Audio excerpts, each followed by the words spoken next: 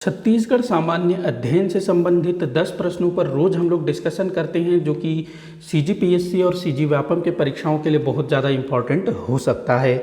सीधे हम लोग क्वेश्चंस पर आते हैं। तो भाई आज का पहला क्वेश्चन है, सुमेलित करने को बोल रहा है, तो देख लेते हैं, सुमेलित कर लेते हैं। तो पहला दिया है मतलब एक तरफ ना पेय पदार्थ दिया है, एक तरफ पेय पदार्थ दिया हुआ है, दूसरी तरफ जनजाति दिया हुआ है, तो आपको जोड़ी मिलाना है। तो देखिएगा जो कोसमा है ये उर्रांव जनजाति द्वारा प्रयुक्त किया जाने वाला पेय पदार्थ है। उसके बाद लांदा जो है गोंड जनजाति द्वारा प्रयुक्त किया जाता है। उसके बाद सल्फी, ये मुरिया जनजाति का प्रसिद्ध पेय पदार्थ है। उसके बाद हांडिया जो है ये कोरवा जनजाति में काफ़ी प्रचलित है। तो इसका आंसर हो जाएगा 2, 1, 3, 4। वैसे ये जो मुरिया जनजाति में जो सल्फी का प्रचलन है ना, ये बस्तर क्षेत्र की दूसरी जनजातियों में भी इसका प्रचलन देखने को मिलता है, लेकिन विशेष करके जो सल्फी है उसका संबंध आप मुरिया जनजाति से जोड़ सकते हैं। वहीं जो लांदा है इसका प्रयोग भी बस्तर क्षेत्र के लगभग अधिकतर जनजातियों द्वारा किया जाता है, लेकिन विशेष करके गोंड जनजाति में ही इसका बहुत ज़्यादा महत्व है। तो इस चीज़ को आप लोग ध्यान में रखिएगा, कंफ्यूज नहीं होंगे। तो आंसर हो जाएगा 2, 1, 3, 4। 2, 1, 3, 4 मतलब अ इसका जो है राइट आंसर होगा।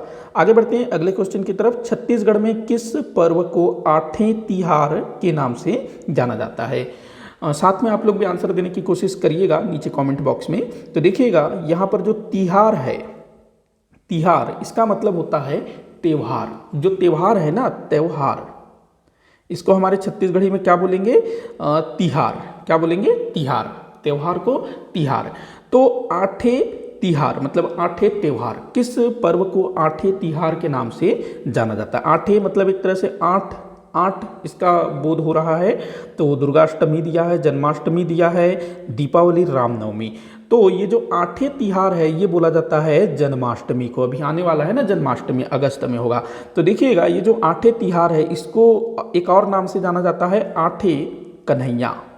आठे कन्हैया के नाम से इसको जाना जाता है। आठे मतलब अष्टमी, अष्टमी को आठे बोला जा रहा है, आठे कन्हैया या फिर आठे तिहार, जन्माष्टमी को बोला जाता है। आप लोग कमेंट बॉक्स में मुझे बताइएगा कि ये जो कृष्ण जन्माष्टमी है ये कब मनाया जाएगा अभी इस साल। मतलब आपको हिंदी वाला जो है ना, जो उसमें बताना है शुक्ल पक्ष कि कृष्ण पक्ष, इस तरह से आप लोग बताइएगा कमेंट बॉक्स में, क्योंकि ये भी अक्सर पूछा जाता है। आगे बढ़ते हैं अगले क्वेश्चन की तरफ। तो घोटुल के संबंध में कौन सा कथन सही है? पिछले वाले क्वेश्चन में भी, पिछले वाले वीडियो में भी घोटुल का जिक्र आया था। तो घोटुल के संबंध में कौन सा कथन सही है?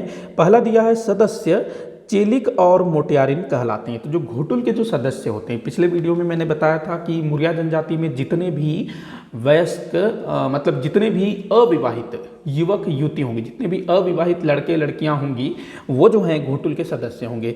तो सदस्य जो हैं चेलिक और मोटियारिन कहलाते हैं। जो लड़के होते हैं वो चेलिक कहलाते हैं, जो लड़कियां होती हैं वो मोटियारिन कहलाती हैं। इसके जो मुखिया होते हैं सिरेदार और बेलोसा कहलाते हैं। बिल्कुल सही।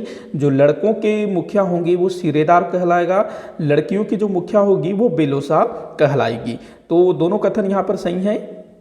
अगला दिया है युवती सदस्यों की मुखिया प्रायः वरिष्ठ विधवा सदस्य होती है। नहीं भैया, ऐसा कुछ नहीं होता है। ये वाला जो नियम है ना, ये जो तीसरा वाला कि युवती सदस्यों की मुखिया प्रायः वरिष्ठ विधवा सदस्य होती है, तो ये जो उर्रांव जनजाति में जो धुमकुरिया पाया जाता है उसमें इस तरह का नियम देखने को मिलता है। तो घोटुल में ऐसा कुछ भी नहीं है, मतलब ये गलत हो जाएगा। अगला देखते हैं, इसमें सदस्य केवल वयस्क मुरिया ही होते हैं। नहीं, ऐसा नहीं है कि खाली वयस्क मुरिया, जो बच्चे होंगे ना थोड़े से, मतलब जो 7-8 साल के बच्चे होंगे वो भी इसके सदस्य होंगे। मतलब कि अविवाहित मुरिया लड़के लड़कियां वो जो है इसके सदस्य होते हैं। तो छोटे बच्चे भी इसके सदस्य होते हैं, केवल वयस्क नहीं। तो ये गलत हो जाएगा। तो यहाँ आपका आंसर होगा 1 और 2 ही सही है। 1 और सही, हाँ 1 और 2 ही सही है, केवल 1 और 2 सही है, मतलब ब आपका उत्तर होगा। अगला क्वेश्चन देखते हैं, अगला क्वेश्चन देखते हैं। 1937 के प्रांतीय चुनाव में मध्य प्रांत एवं बरार के प्रथम मुख्यमंत्री कौन बने? तो 1937 में चुनाव होता है। देखिएगा क्या हुआ था, 1935 में भारत सरकार अधिनियम आया जिसके तहत भारत के 11 प्रांतों में, उस समय 11 प्रांत हुआ करते थे। हम लोगों ने अभी जो आधुनिक भारत के इतिहास में इस वाले चैप्टर को अच्छे से पढ़ा है, अगर आप लोगों ने नहीं देखा है तो उसको भी देखिएगा। तो 11 प्रांतों में चुनाव कराए जाते हैं। हमारा जो छत्तीसगढ़ है वो उस समय मध्य प्रांत एवं बरार के अंतर्गत आता था। तो आपको बताना है कि मध्य प्रांत एवं बरार के मुख्यमंत्री, प्रथम मुख्यमंत्री कौन बने। और इस समय ना मुख्यमंत्री को प्रधानमंत्री बोला जाता था, ये भी ध्यान में रखिएगा। तो पहला नाम दिया है बाल गंगाधर खरे, दूसरा नाम दिया है नारायण भास्कर खरे, तीसरा नाम दिया है पंडित रविशंकर शुक्ल, चौथा नाम दिया है BN खरे। तो यहाँ पर आप लोग नीचे कमेंट बॉक्स में इसका आंसर देने की कोशिश करिएगा। वैसे इनको ना शॉर्ट में बोला जाता है, जैसे कि बाल गंगाधर खरे, इनको बोला जाएगा BG खरे, BG खरे। नारायण भास्कर खरे, इनको बोला जाएगा NB खरे। तो आप लोग कमेंट करके बताइएगा कि मध्य प्रांत एवं बरार के प्रथम मुख्यमंत्री कौन बने थे। जो पंडित रविशंकर शुक्ल है ना, वो दूसरे मुख्यमंत्री बने, पहले जो है इनमें से कोई एक बना, खरे इनमें से कोई एक बना। आप इसको भी दे सकते हो। पंडित रविशंकर शुक्ल मध्य प्रांत एवं बरार के दूसरे मुख्यमंत्री थे, ये भी आप लोग ध्यान रखेंगे। और जो खरे मंत्रिमंडल है उसमें पंडित रविशंकर शुक्ल शिक्षा मंत्री हुआ करते थे। बाद में जब खरे मंत्रिमंडल गिर जाता है ना, फिर पंडित रविशंकर शुक्ल अपनी सरकार बना लेते हैं। तो आप लोग अभी तक आंसर दे चुके होंगे, तो आप लोग मिलान कर लीजिएगा कितने लोगों ने सही आंसर किया। तो देखिएगा, जो नारायण भास्कर खरे हैं ये जो है मध्य प्रांत एवं बरार के मुख्यमंत्री बने थे, प्रथम मुख्यमंत्री। वही जो बाल गंगाधर खरे हैं ना, ये भी इंपॉर्टेंट है, क्योंकि जो बाल गंगाधर खरे हैं ये 1937 में बम्बई, उस समय बम्बई प्रांत हुआ करता था, महाराष्ट्र नहीं होता था, बम्बई होता था। तो बम्बई प्रांत के मुख्यमंत्री बने कौन, ये बाल गंगाधर खरे। तो BG खरे, NB खरे, थोड़ा सा नाम जो है काफी मिलता जुलता है, क्योंकि दोनों का सरनेम एक जैसा है, तो कंफ्यूज करने के लिए इस तरह के क्वेश्चन पूछे जाते हैं। तो नारायण भास्कर खरे, ध्यान रखेंगे, नारायण भास्कर खरे, NB खरे मध्य प्रांत के प्रथम मुख्यमंत्री। तो देखो M मध्य प्रांत, M से आता है ना मध्य प्रांत, तो MN ऐसे याद रख सकते हो, MNB खरे। M से मध्य प्रांत और N से नारायण भास्कर खरे, ऐसे याद रखेंगे। बाकी जो बाल गंगाधर खरे हैं BG खरे, B से क्या आता है बम्बई, B से बम्बई, B से बाल गंगाधर खरे, तो ऐसे आप लोग ध्यान में रखिएगा। तो नारायण भास्कर खरे ये जो है मध्य प्रांत एवं बरार के पहले मुख्यमंत्री बने। कब की बात है ये, 1937 की।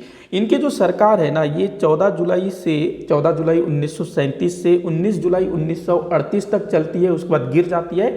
फिर पंडित रविशंकर शुक्ल जी के नेतृत्व में सरकार बनती है। तो पहले मुख्यमंत्री नारायण भास्कर खरे, दूसरे मुख्यमंत्री पंडित रविशंकर शुक्ल। और बंबई के मुख्यमंत्री कौन बने, B से बंबई, B से BG खरे, B से बाल गंगाधर खरे। बाल गंगाधर तिलक वो अलग थे, ये दूसरे वाले बाल गंगाधर खरे, ध्यान रखना। आगे बढ़ते हैं अगले क्वेश्चन की तरफ। निम्न कथनों पर विचार कीजिए। नीचे कुछ कथन दिए हुए हैं, विचार कर लेते हैं भाई, देख लेते हैं। पहला कथन दिया है, उर्रांव जनजाति द्वारा साल वृक्ष में फूल खिलने पर चैत्र पूर्णिमा के दिन सरहुल नामक पर्व मनाया जाता है। बिल्कुल सही, काफी बार पूछा गया है। अगला दिया है, सरना देवी उर्रांव जनजाति की प्रमुख देवी है, ये भी सत्य है। सरहुल पर्व के साथ ही सरहुल नृत्य भी किया जाता है, ये भी बिल्कुल सही है। तो तीनों कथन यहाँ पर सही है। तो 1 2 3 यहाँ पर सही होगा, मतलब उपरोक्त तीनों सही है। तो द इसका आंसर होगा, सॉरी माफी चाहूंगा, द इसका आंसर। 1 मिनट, हाँ आगे बढ़ते हैं।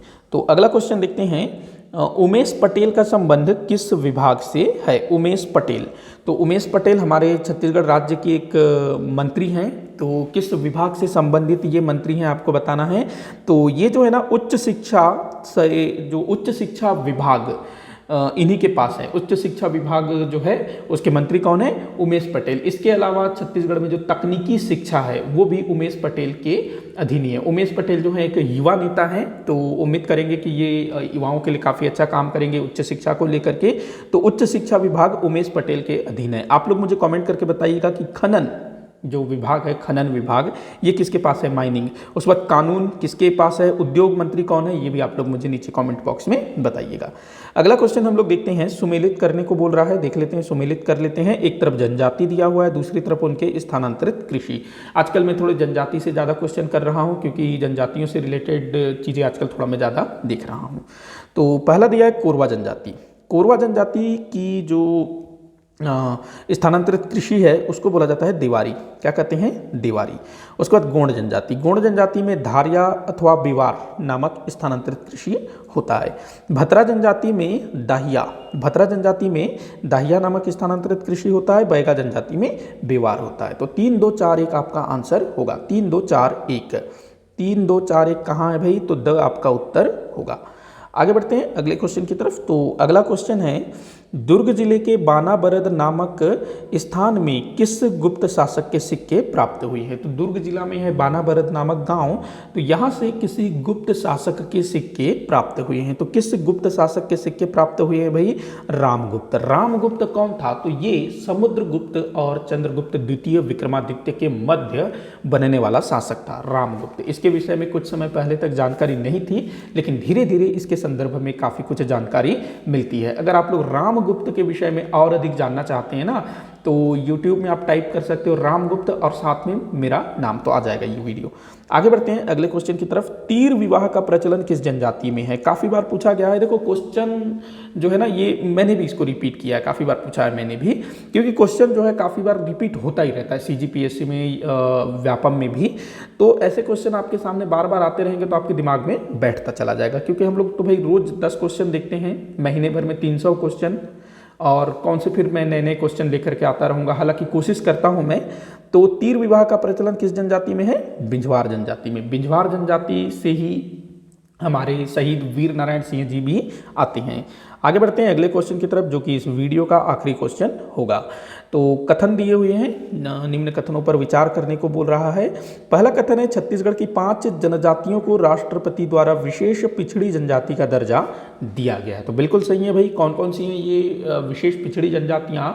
तो बैगा है, कोरवा है, उसके बाद बिरहोर है, कमार है और बुझमाड़िया। तो इन 5 जनजातियों को विशेष पिछड़ी जनजाति का दर्जा दिया गया है राष्ट्रपति के द्वारा।